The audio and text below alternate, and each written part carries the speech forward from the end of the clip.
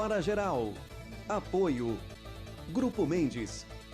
Ajudando a construir a história da região.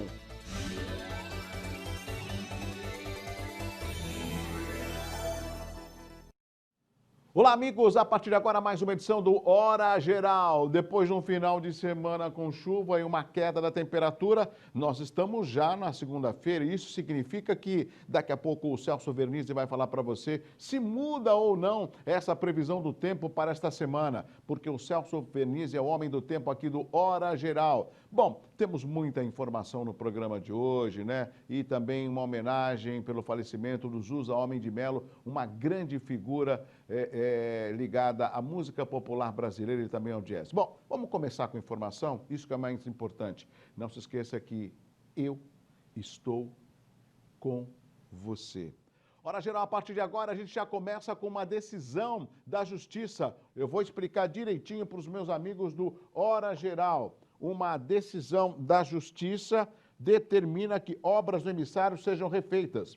O juiz Leonardo Greco, da primeira vara da Fazenda Pública, acolheu o pedido do Ministério Público e determinou que a empresa Valoriza Energia reconduza, né, o parecer, né, ou melhor, o Parque Roberto Mário Santini, é mais conhecido como Parque Emissário Submarino, né, ao estado que se encontrava antes do fechamento, no prazo de 30 dias após a intimação, sob multa de, sabe quanto, amigos do Hora Geral? R$100 mil dia.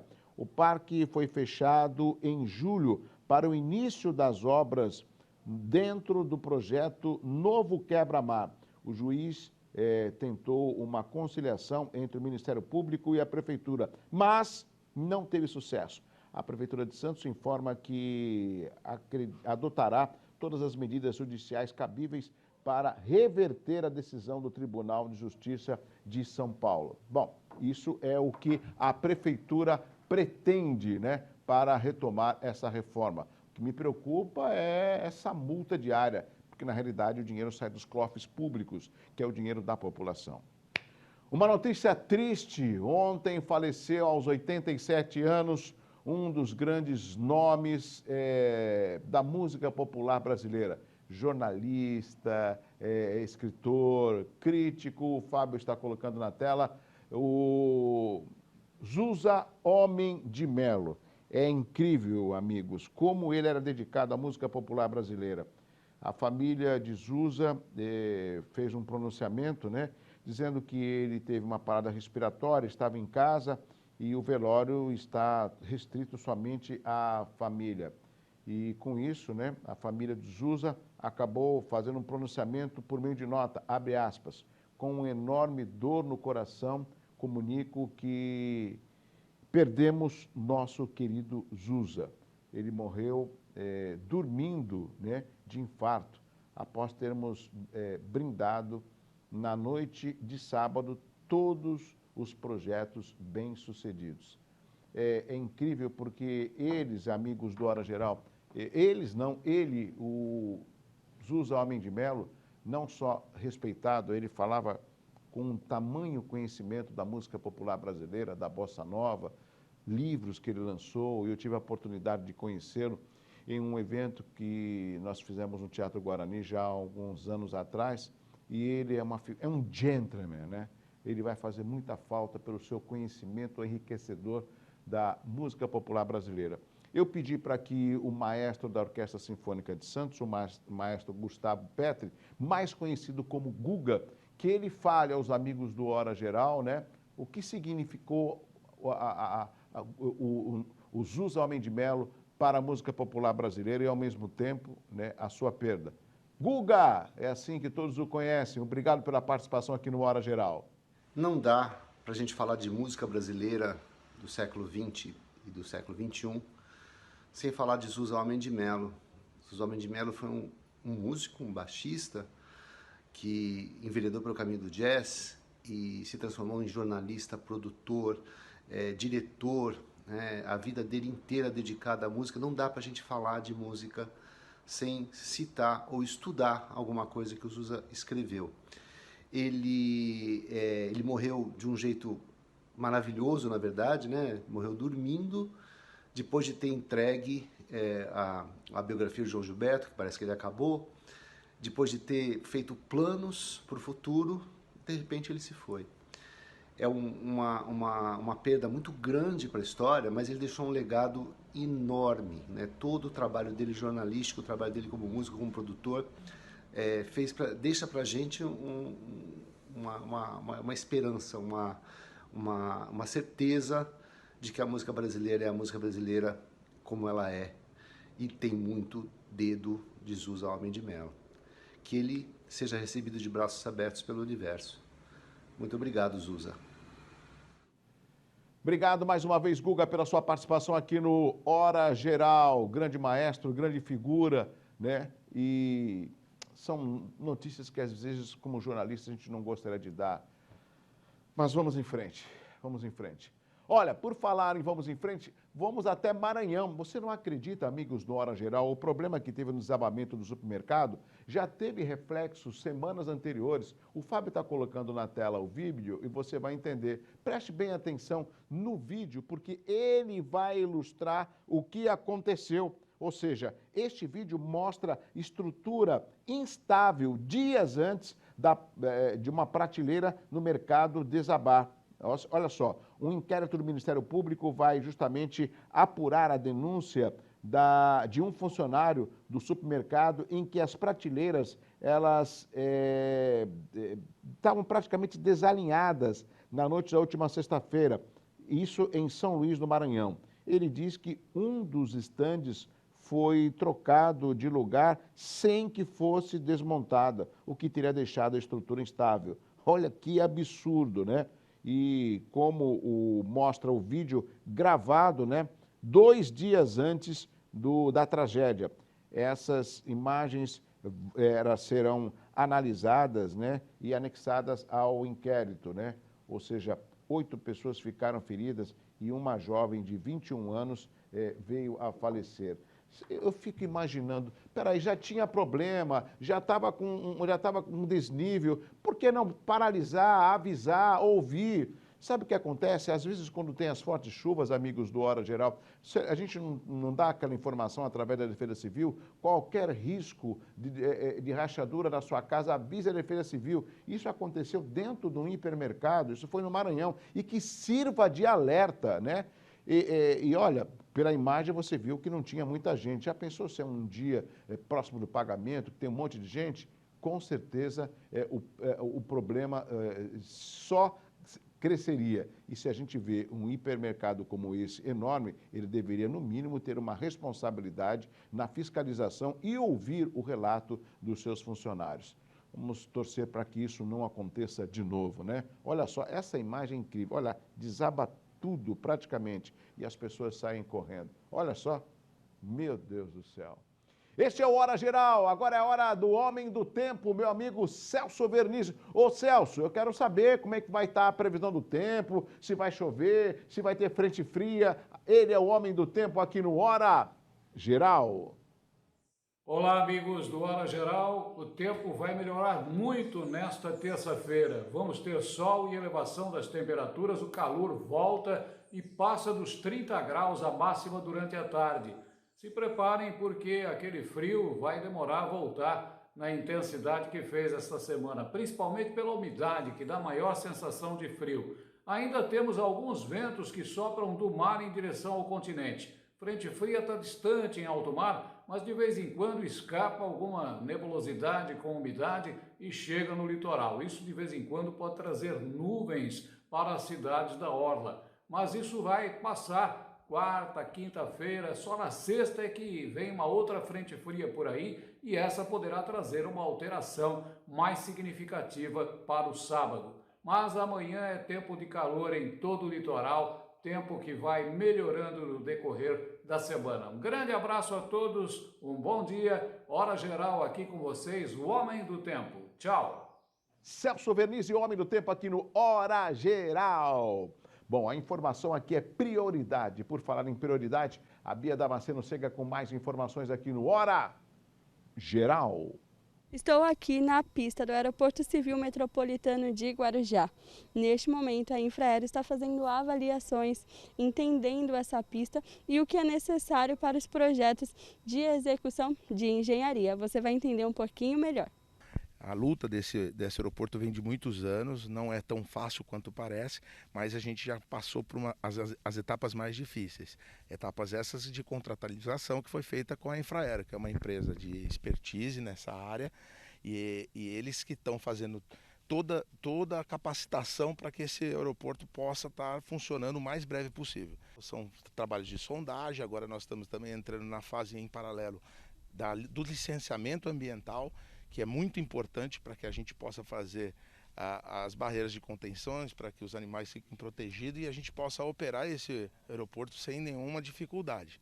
Na verdade, a gente está trabalhando, eu digo nem em 4 mãos, em 6, porque são quase todas as secretarias, junto com a Infraero, buscando o mais rápido possível esse licenciamento para poder executar as grandes obras que vão ser necessárias para esse aeroporto possa funcionar. Se Deus quiser, acredito que o ano que vem, mas logo no comecinho, a gente consegue decolar um avião aí. As atividades de sondagem que estão sendo feitas na pista, elas se iniciaram na última terça-feira, dia 22, e a gente planeja que elas durem em termos de 15 a 20 dias. Agora depende muito também das questões meteorológicas. Então, a gente já fez a sondagem da parte de pista, do pátio de aeronaves, né?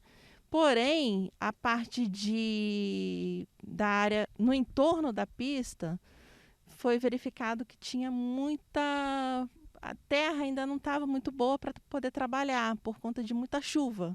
Então, por questões meteorológicas, a gente acredita que possa se estender um pouquinho mais. O que acontece? A gente terminando essa primeira parte de sondagem, esse estudo vai servir de base para a elaboração dos projetos de engenharia. Só lembrando assim que a fase de execução, ela depende de licenciamento ambiental. Então, assim, nessa primeira fase a gente vai elaborar projetos e fazer o trabalho de interlocução com a Secretaria de Aviação Civil para poder tornar, né, concreto realmente a execução. Obrigado, minha amiga Bia Damasceno. Olha, Bia, chegou a informação, você tem prioridade aqui no Hora Geral, assim como os nossos telespectadores têm prioridade no 98170-1434. Rápido intervalo, na sequência tem muito mais informação para você. É rápido.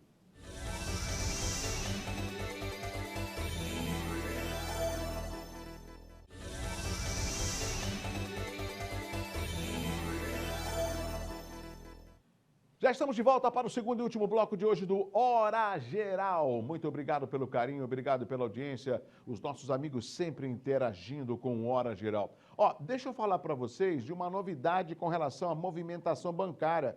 Nós já tínhamos falado já alguns programas atrás sobre o Pix. E quem falou foi o nosso amigo, o doutor João Guilherme, ele que é especialista de Direito Bancário na OAB de São Vicente. Mas... pode colocar na tela, Fábio. Nós temos novidades aos amigos do Hora Geral. O que significa, Douglas? Significa que o cadastro do Pix nos bancos começa hoje. Começou hoje, exatamente. É um novo sistema de pagamentos instantâneos do Banco Central e que promete mudar a relação dos brasileiros com as transações digitais. Isso aí vai permitir que as transferências de dinheiro e pagamento, por exemplo, amigos da Hora Geral, sejam concluídos em até 10 segundos e realizados 24 horas por dia, em qualquer dia do ano, incluindo finais de semana e também feriados. O cadastro e as transações serão feitos pelo banco, que, lógico, você, cliente, já tem a sua conta ou venha a ter. O sistema começa a funcionar de forma restrita no dia 3 de novembro e entra em pleno funcionamento no dia 16 de novembro. Mas você já pode se cadastrar a partir dessa segunda-feira. O que significa? Douglas, é só em novembro? É só. E por que eu tenho que me cadastrar hoje? Para quando tiver liberado em novembro, você já está cadastrado. Há necessidade de um pré-cadastramento ou seja, de você se cadastrar antes para poder participar do Pix. É uma forma de você fazer a transação de uma forma muito mais rápida e segura, tá certo? Por falar em rápido e seguro, nós estamos num ano de eleição e o que significa? Você não vai deixar para a última hora para verificar, cadê o meu título? Será que eu estou regular? Será que tem algum problema? Pensando nisso, este é um exemplo do título de eleitor que o Fábio está colocando na tela. Você, atenção, você brasileiro, já pode consultar o seu título de eleitor. Mas, Douglas, a eleição é só em novembro. Eu sei, meu amigo, mas as eleições chegando, você sabe como consultar a sua situação do seu título de eleitor? Não sabe? Então, muitos eleitores têm dúvidas a respeito de como consultar o número e a situação do seu título, se você tem alguma multa ou não, se você está apto a votar. Segundo a Justiça Eleitoral, cerca de 2,4 milhões de títulos foram cancelados em 2019. Por quê, Douglas? Eleitores que não votaram e também não justificaram, né, a ausência nas últimas eleições. Para saber mais sobre o seu título de eleitor, é necessário entrar no site do Tribunal Superior Eleitoral. A consulta pode ser feita por nome ou pelo número do título de eleitor, caso a pessoa lembre o número, é claro. Mas não a zona e a seção eleitoral onde vota. O eleitor, ele precisa fornecer o seu nome, o CPF, data de nascimento e o nome da mãe. Vale lembrar que o prazo para regularizar a situação eleitoral no tempo de votar nas eleições municipais de 2020 foi já encerrado, já encerrou em maio. Mas o interessante é que a única opção que você tem agora, né, é justamente verificar através da consulta se você está em dia para que você possa votar agora em 15 de novembro, tá certo? Isso é fundamental. Nada melhor do que você estar em dia, verificar para não chegar na última hora. Puxa vida, caramba, não sabia que eu estava irregular. Então, essa é uma maneira de você estar em dia com a sua documentação. E o título de eleitor é um documento também do brasileiro, tá certo? Temos uma imagem que choca muito, isso faz parte de um alerta, mais um alerta aqui dentro do Hora Geral. Presta bem atenção, olha o que aconteceu, uma ultrapassagem irregular. Esse cara aí, ele ultrapassou de uma forma irregular e vinha na outra mão, ou seja, um caminhão.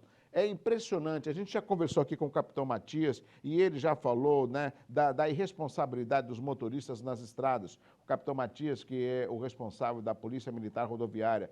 E essa imagem também serve de alerta aos amigos do Hora Geral. Ultrapassagem arriscada termina em 2 mortes numa rodovia em Goiás. Duas pessoas morreram e uma ficou gravemente ferida em uma rodovia na região norte de Goiás. O acidente serve de alerta, amigos do Hora Geral.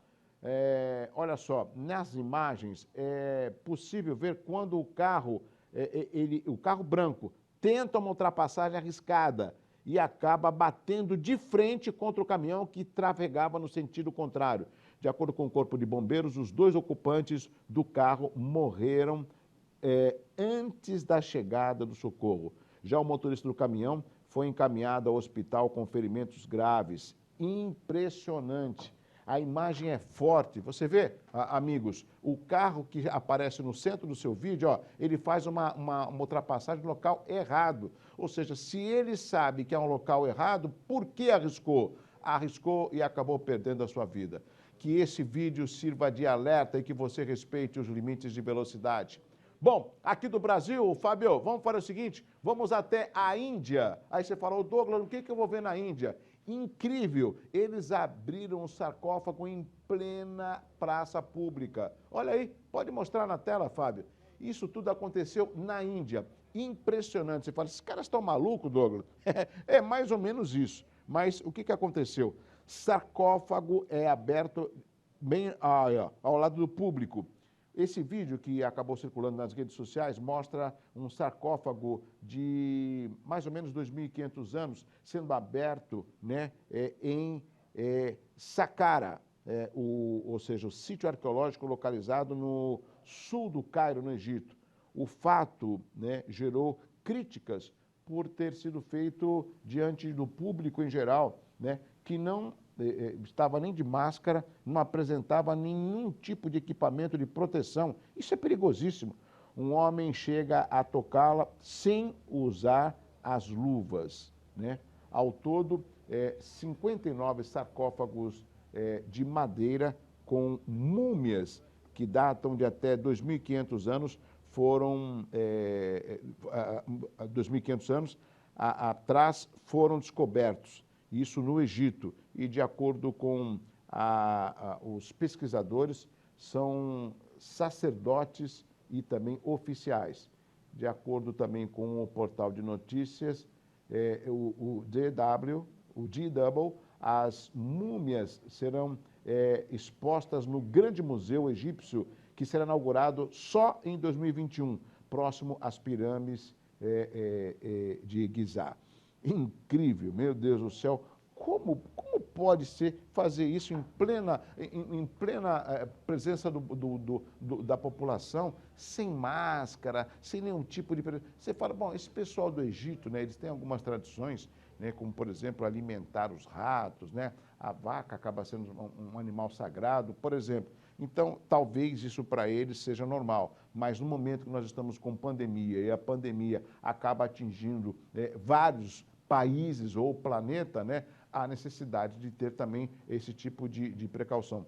É importante, né, o museu, isso conta a história, mas a prevenção com relação a esses sarcófagos, a gente não sabe o que tem ali, né, de inalar talvez aquele cheiro, incrível, mas isso aconteceu lá no Egito. Bom, a informação aqui é prioridade. Por falar em prioridade, a Bia Damasceno chega com mais informações aqui no Hora Geral. Eliane, qual a função do CAPES, que é focado no caso da saúde mental? Os nossos usuários aqui, eles são adultos, nós atendemos uma demanda a partir dos 18 anos de idade. Normalmente são pessoas que vêm encaminhadas de outros serviços de saúde, tá? Que estão apresentando um transtorno que não é o transtorno que é atendido na atenção básica, são os transtornos mais graves, são transtornos que são encaminhados também pelo pronto-socorro, que você está falando das UPAs, tá?